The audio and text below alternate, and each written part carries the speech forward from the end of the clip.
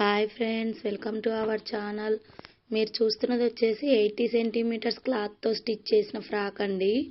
ఈ ఫ్రాక్ నేను 2 ఇయర్స్ పాప కోసం స్టిచ్ చేయడం జరిగింది.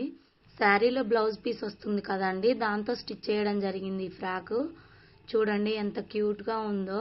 దీనికి వచ్చేసి బుట్ట హ్యాండ్స్ పెట్టానండి, వాళ్ళు బుట్ట హ్యాండ్స్ పెట్టమన్నారు. పట్టు బ్లౌజ్ పీస్లో 2 బోర్డర్స్ వస్తాయి కదా, పెద్ద బోర్డర్ని అయితే నేను ఇలా వేసుకోవడం జరిగింది.